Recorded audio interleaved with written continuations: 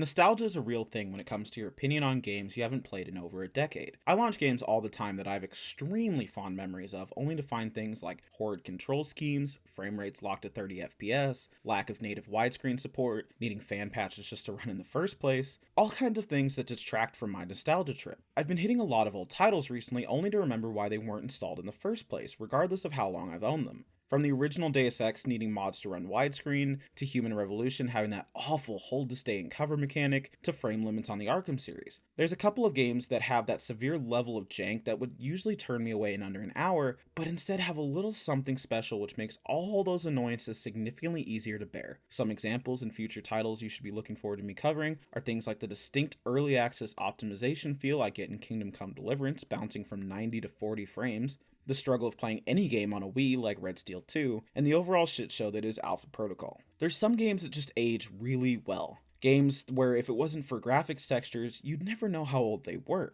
Things like Mass Effect, the Half-Life series, Fear, KOTOR, Resident Evil, Halo. The list goes on, but that's not what we're talking about here. I'm talking about games that have plenty wrong with them that will keep the majority of the market away, but happen to contain one quality that makes them oh so lovable. And that quality is charm. That's the best way I can describe this list of janky shitpot games that I love. They have something that just immediately grabs hold of you and feels, for lack of a better word, friendly. I'm officially old and getting older, and that means I've been around the block when it comes to gaming. There isn't much that I haven't seen, and there isn't much that really grabs my attention. I can generally decide if I'm going to like a game within an hour of playing it. There are exceptions, of course, as some games deserve the time to open up and become magical. But just like I know I don't want to go through the effort of refamiliarizing myself with Deus Ex's control scheme, I knew within 20 minutes that I was going to barrel through the Saboteur and that the script would flow as naturally as other reviews I've done, unlike a bunch of stuff sitting half finished in my files. We're going short form for this one because it really boils down to a very simple experience, and while the story is engaging, it's not what's going to bring you back.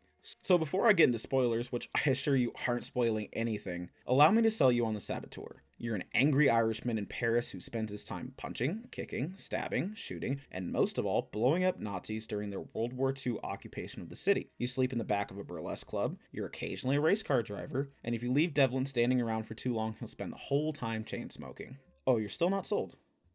Oh, you're 13. Well, there's boobies in the back, dude. See, I knew I'd have you there. Before we get into it, if you're going to stop here to play it yourself, just be aware you need to buy the game from GOG if you don't want to go through a whole bunch of jank getting it to run. I'll explain more in further detail down the road, but just trust me on this point. So, with no restraint on spoilers, let's get into why I love the Saboteur and why I think you will too.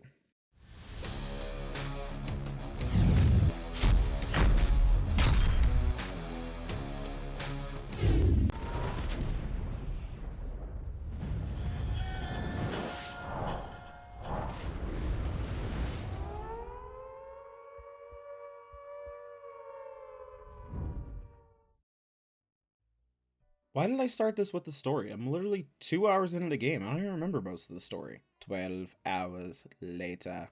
Okay, I've actually played the story before writing about it, which I believe disqualifies me for writing for any major gaming publication, so I better hope YouTube works out if I ever want to get paid for my reviews. Now the story is pretty simple. There's no real left turns, no complex plots people will sit around discussing theories about in 10 years' time, but what it does have is a believable track from mechanic to partisan, and just enough to get you to launch story missions. You play as Sean Devlin, an Irish race mechanic turned driver who ends up competing in a race against Kurt Dierker, a German who happens to be more than just a Nazi party member, he's one commanding over some dark secrets. When Dierker cheats Sean out of a race win by shooting out his tires in a blind corner, Sean and his friend Jules decide to go for a little cheeky revenge, breaking into a Nazi factory complex to drive his car off a cliff as a little bit of a practical joke. Unfortunately for them, the complex hides the Nazi atomic weapons program and they're made for spies. The pair are tortured and Jules is killed before Sean is able to make his escape, fleeing across the border to find the Nazi war machine in full swing, escaping to Paris with Victoria and Veronique being Jules' sister. This is where the prologue picks up as Sean is recruited by the Resistance and starts working to damage the Nazi war machine. Now this might seem short, but that's where we're pretty much going to stop when it comes to the plot. While there are some fictional events made up for the story, there's no rewriting of history, there's no grand battle where they retake Paris, and they don't secretly win the war. No amount of progress will rid the city of its occupation, but that's not the point. This isn't the story of how a man battling his demons went on to dedicate his life to the cause, becoming the hero he never wanted to be. This is the story of a man driven by hatred and revenge who just happens to have a couple of friends he cares about who are married to the cause. He's out killing Nazis because he hates Nazis, not to inspire those around him. He blows up buildings and assassinates generals not because it will forward the goals of the war effort, but because they promise him a shot at Kurt Dierker. The only selfless thing he really does is to go rescue Veronique against all the odds when she's captured later in the game, and any hero if there ever was one. I'll be covering some events in the story later on, but for the most part, go have fun with it yourself, man. It's a good romp. The mark of a great game for me is a world I can get lost in, and if not lost in, at least one I want to explore. There's something that shows through years after a game has been released, and it's not graphics, AI, gunplay, level design, story, or bugs. All those things are metrics in which we measure games, but a lot of those things can come together and still not have that little thing that makes a game surprise you years later, and that's passion for the project. Little things that make you feel like someone spent their weekend on or thought about at the kitchen table. Little details most people would probably never even notice or care about. Things like Sean not only changing gears when he's in a car, but the delays he puts it into gear before you can drive away from a stop. The fact that you can still go up and present your papers to walk through checkpoints even though most players would probably never do it outside of a car. The fact that when you're out and about, the Resistance will need to send couriers to get you information, and a courier dying will delay that information getting to you. Things that just make you smile when you see them. It's that charm I spoke about earlier. The gameplay isn't perfect by any means, but it was easy to slip into, taking me less than an hour to become familiar with the world. I'd like to touch on the negatives first just to get them out of the way, so don't read too much into the upfront negativity here. The most glaring issue is the control scheme was just clearly made for a controller. The weapon selector was for a D-pad, hitting spacebar over and over is an annoying way to climb, and most glaring is just how easy the game becomes once you have a sniper rifle in your hands. There's no obstacle you can't overcome in this game with a scoped rifle and whatever automatic you've earned recently. The game simply doesn't account for a mouse's ability to put rounds on target quickly. Even late game terror squad enemies are no match for rifle shots to the head, often being dispatched before they can actually dish out any of the massive damage their weapons do. Not to mention the fact the game doesn't even have a reload button, deciding to do it for you when you take a break from firing, which sounds weird but fine until you learn the game often decides the right time is right after you've exposed yourself intending to take a fight. This is an idea best left in the Saboteur. Speaking of weapons, anytime you use the action prompt to push a button or flip a switch, you'll finish the action to find Sean has holstered his weapon. Fine when you're clear of enemies, not so much when you're working under fire. Other than that, I have no complaints about the combat as far as things working as intended. The game is actually relatively well polished once I found out how to play it, which is a bit of an issue. I first downloaded the game on PC from Origin, which makes sense as it was published by EA, only to find out that it simply wouldn't open. After contacting support to find no help and scouring forums that died sometime around my will to live, the answer I eventually found is that for whatever reason the game just won't launch on systems with more than 4 cores without a fan patch. I found a simpler solution by just downloading the game from GOG.com, where they actually care if the games you bought launch. That being said, the only other bug that I noticed regularly was that sometimes engine sounds would just go away. You can still hear the tire squeal and noisy leaf springs, but you'll lose the roar and rumble. Alright, into the good stuff. This isn't Battlefield or Red Faction, that is to say you're not walking around an entirely destructible environment, but there is tons to destroy from guard towers and fuel stations, all the way up to very sci-fi tanks and V2 rocket stations. One of my favorite aspects of the game is the approach it takes to stealth, mostly involving the curiosity of the Nazis patrolling an area. Gunshots or an explosion aren't cause for imminent alarm, they're cause for investigation. If you can leave an area unseen, or at least unseen by anyone long enough to trigger an alarm, you won't find yourself pursued. There's no point in the game where stealth is required, and honestly it's never really possible to stay undetected for an entire mission. The game is about blowing things up after all, but the disguise system can serve several purposes with both positives and negatives. The system is simple. If you can knock out a soldier with your hands, you can take the uniform and do your best to walk among the enemy with abnormal actions like running, climbing, murder, and ending a sentence with a preposition, exposing your lack of Nazi status. There's no reason to walk around in one normally, as you'd have to slow walk everywhere to remain unnoticed, but using it to get further into a base without tripping an alarm or using it to slip out of an area during a low-level alarm can be a great tool. Stealth failing though, Sean clearly missed a calling in distance running as the man can move, as long as he isn't actively getting shot. But not to fear, as you have more than enough ability to shoot back, as for the most part the game allows an aggressive playstyle, especially if you're willing to liberally lob grenades to force your enemy to put down their guns and run. This doesn't work as well against a terror squad, but just shooting them in the face can solve that pretty easily. Working your way through a base usually found in side missions can be great fun, wreaking havoc in a given area, while doing it in free roam provides its own unique challenges. It makes sense that the game would get cars right, considering the background of the main character is a racer and mechanic, but one thing that impressed me is how well they drove even on a keyboard. I'm not saying it was particularly enjoyable, but this isn't a racing sim, so the bar was pretty low and they didn't need to work so well, and I'd like to acknowledge that. Overall, the gameplay is simple and enjoyable loop that's easy to dive into for hours at a time. The dev team obviously knew what they wanted to make here and simply seemed to have stopped when they were done. Not trying to light the world on fire or be the next big thing, just making a fun, well-polished game for you to play, and that's an approach I wish more developers would follow.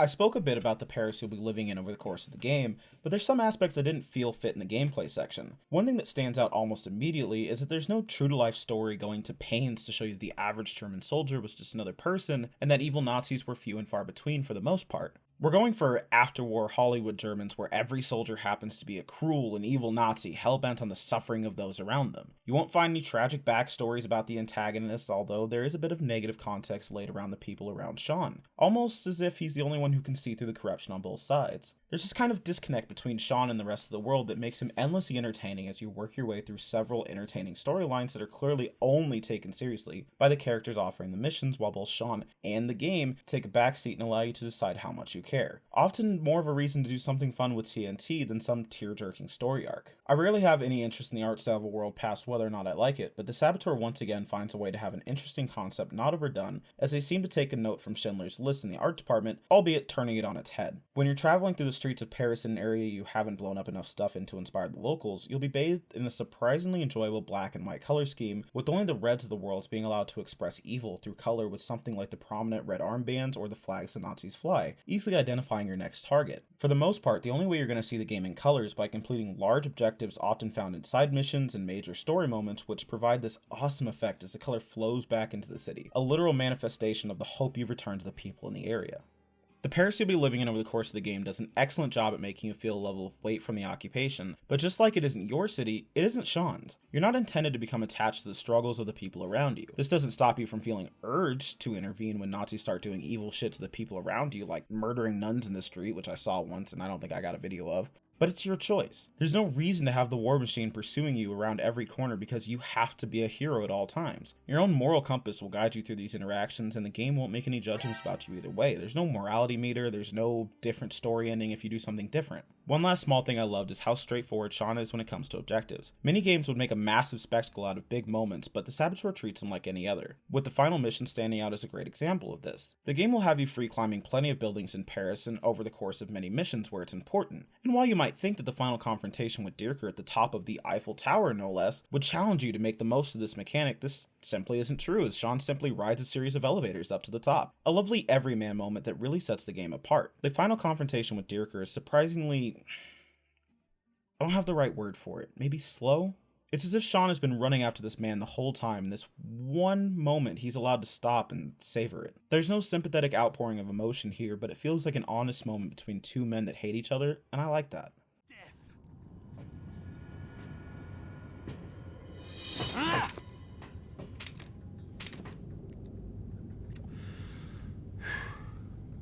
This just isn't your day.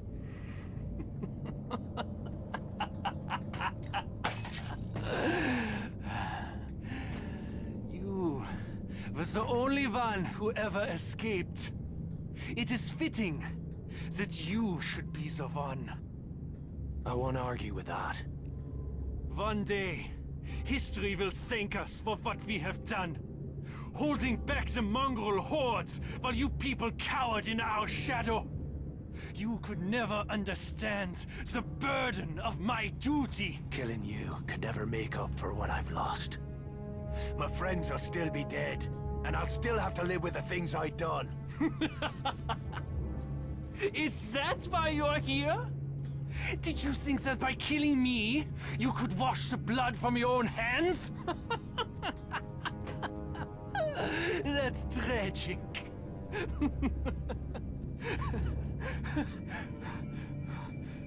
We are going to hell, aren't we, Irishman? Maybe. But you'll get there before me. Pandemic Studios might not be a name you recognize right off the bat, but I'm certain you're at least familiar with their work even if you haven't played it yourself. They're responsible for games such as the original Star Wars Battlefront games, Mercenaries 1 and 2, and Bolt Destroy All Humans titles. The Saboteur was the studio's swan song, even if they didn't know it at the time, as the studio was purchased and most of the staff laid off late into development of the game, which released on time despite the studio's closure. A point of pride for many on the team, I'm sure. They were an excellent studio with a fantastic catalog, and it was a net loss for gaming to see them dismantled, even if it's not an original story in the gaming space. I would have really liked to see Mercenaries 3 personally. I originally found out about the Saboteur by reading an article in Game Informer magazine. If you remember reading said monthly publication, congrats, as you've just lost the game. Being a weirdo, I decided to track down an original copy of said magazine, even though the article was readily available online because I'm nostalgic and possibly a boomer. But to be honest, I'm glad I did because it's right in front of me now, and I'm delighted to say most of the assumptions I made about the team's intentions were essentially on the money. As I read through some developer quotes right now, I'd like to share some with you. From the Game Informer interview with Trey Watkins, the game's lead developer. On the topic of stealth, Trey says, "Just because we're blending in stealth elements doesn't mean we want to have the stealth pacing. This isn't going to be a sneak, wait, watch the whole elaborate long patrol path. We want you to move in, snap a guy's neck, take his gun, and move in the shadows to your next objective." This emphasis on pace is something I think aided the game tremendously in what became the final product. About inspiring the people of Paris, Trey states, "You've inspired people to struggle. It's not like you're going to show up and the NPCs are tossing the Nazis out on their asses. We still want the Nazis to be bad, and we're not going to pull all the Nazis out, but patrols will be less frequent and closer to their bases rather than everywhere in the streets." The last words I wanted to touch on is when he said, "We're not really concerned with winning the war because we know how that turns out. We're more interested in telling a story about winning the personal battles."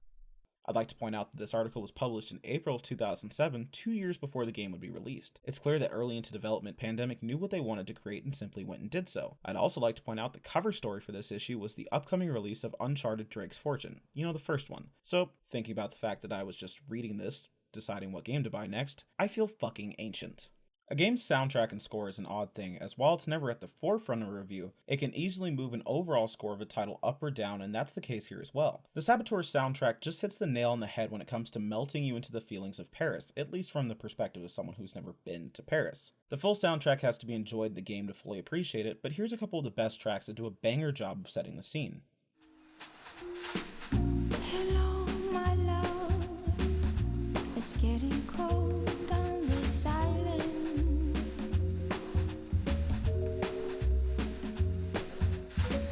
I'm sad alone. I'm so sad on my own.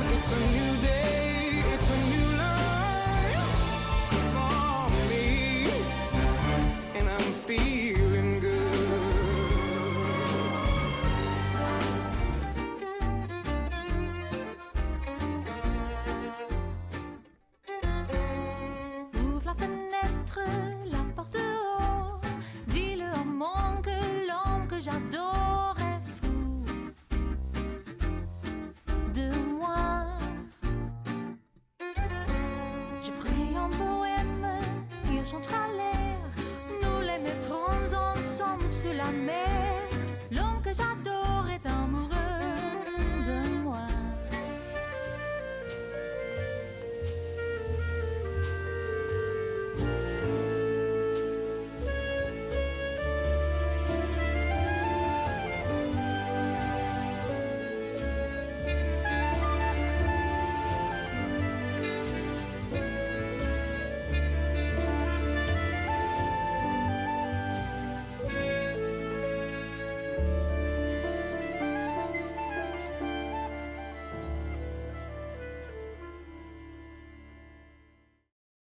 Pandemic didn't know going into it that this was going to be their last title the team put out, and yet it feels as though they were determined to make what would have likely been a forgotten, middle-of-the-road game something that punched far above its weight class. The term Swan Song comes from the legend that a swan will sing its most beautiful song before they die, and while I can't in good conscience say this game is better than Battlefront 2, it certainly stands tall among many games released at the time, and I think history will look back on the Saboteur as a shining example of the sometimes unappreciated brilliance Pandemic Studios brought to the gaming space. Not everything has to be great, nor groundbreaking. Not every show needs to be Avatar, not every movie needs to be The Godfather, and not every game needs to be Red Dead 2. Sometimes it's simply enough to make something fun and honest. Gaming is meant to be fun, and it should be known that at the end of the day, putting a smile on the customer's face is more than enough. Not every game needs to be played to be appreciated, but I highly recommend that if given the chance, you take what's currently a $5 plunge on GOG into Nazi-occupied France to give this forgotten gem a try. I think you might just have some fun along the way. As much as I love tackling big projects like Mass Effect, I have thoroughly enjoyed this smaller experience, and I think I'll be doing more of it in the future, as there's plenty of games that deserve a rose-tinted spotlight shined on them. Other than that, please like, comment, subscribe, and give me any and all feedback you can, especially negative, as I'm always looking to improve. For now though, that'll do it for me, as you've probably come to expect. It yet again is 2 a.m. This is Purple signing off. Have a wonderful night, and always remember to smile.